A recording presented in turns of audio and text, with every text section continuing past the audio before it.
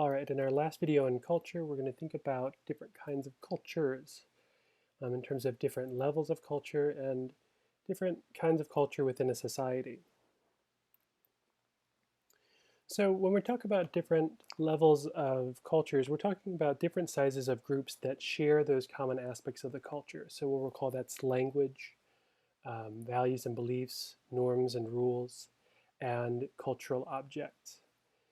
And these can exist across a nation, these can exist globally, and these can exist within groups inside of a nation. At the smallest level, we can think of microgroup cultures.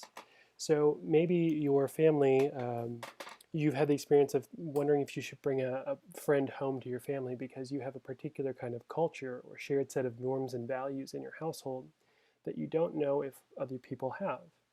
That's an example of a microculture. Maybe you and your friends share an inside joke, or like this impossibly white people laugh about putting ice cream on your nose, which would really irritate the crap out of me. These are also kind of microcultures. Um, again, you have a kind of a shared language, maybe an inside joke, and nobody else knows it, right? So someone says, well, that's a banana, and everyone laughs while the people around you are like, what the hell is going on? What are they talking about?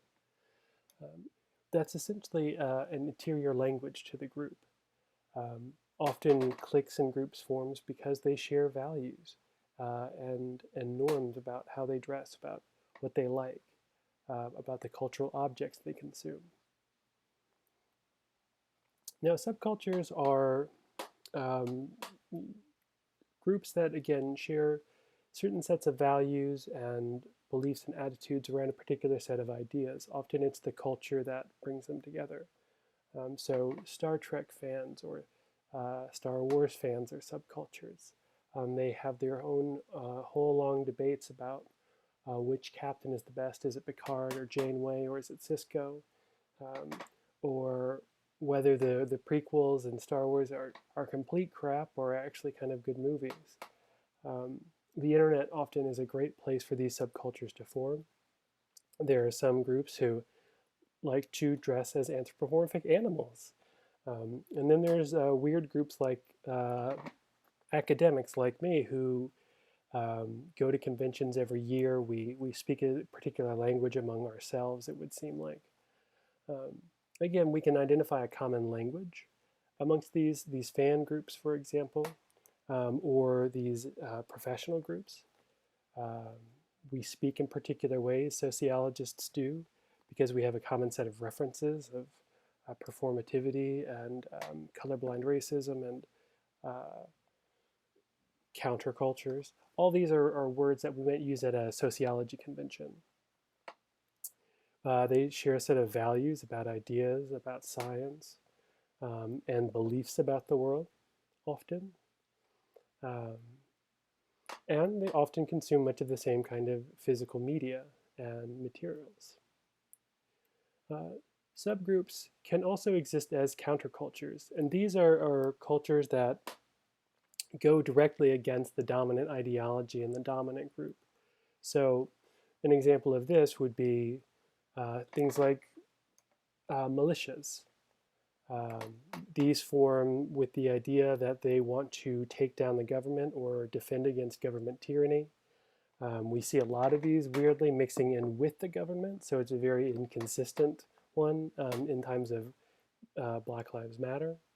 Some aspects of that movement could be considered a counterculture as well.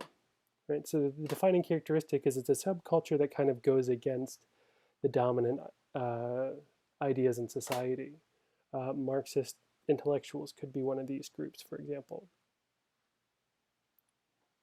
We know there are national cultures within national societies.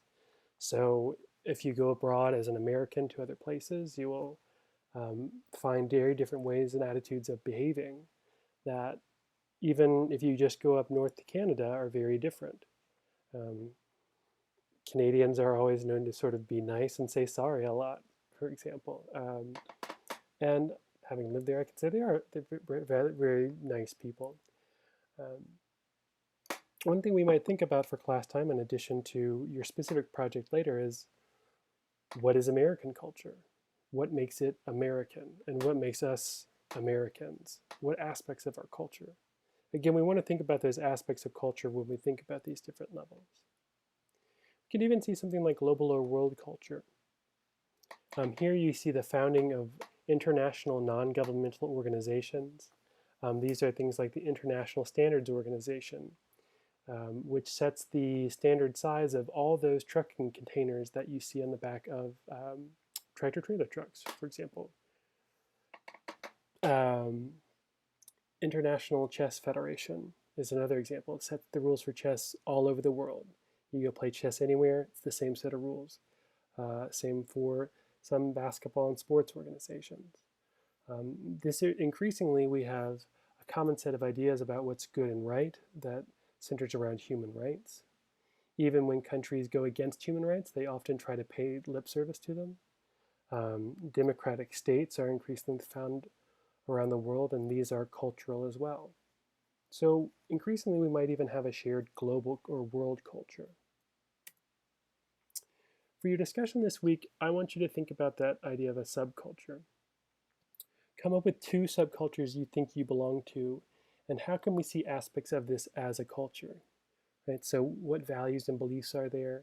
Is there kind of a shared language and a lingo? What are the norms that define that culture? And are there any artifacts? So perhaps you're a fan group. Perhaps you, are, what are they called? Beyonce's fans. They even form their own religion. That's just one example. Academia is a subculture. We have our own memes and jokes and norms about how we should behave towards one another. We have our artifacts and our books and our meetings. And then write down, I say here, or you probably do want to write this down if you're going to do it in Flipgrid. Does this culture align with the dominant ideology? So think about what is the dominant ideology in our country, and does it go against it? For example, in sociology, we still teach the ideas of Marx because he's considered a very important social thinker. But outside of sociology, that's often considered to be, Marx is considered to be outside the norm. Right? So we don't really completely align with dominant ideology that we can in sociology. All right, so culture, it changes from place to place. There are no set boundaries for a culture. You carry your culture with you. Often there is a place to it, but many subgroups and subcultures draw people together.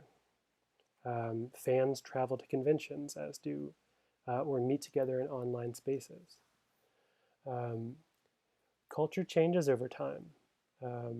Today, the word flex has a particular usage that it didn't really at the beginning of the year. People say that's a weird flex, whereas it used to simply mean stressing or strengthening your muscles, essentially. So language, meaning changes over time. The word gay used to mean happy. Now nobody uses in that context. And it exists at these different levels, as we've just said. You can be within American society and believe nothing of its culture. You can have a completely different culture. You might be Amish in America. That's another example of a subculture with clearly its own set of values, beliefs, and even its own language that exists within American society, but really doesn't align with it in almost any way.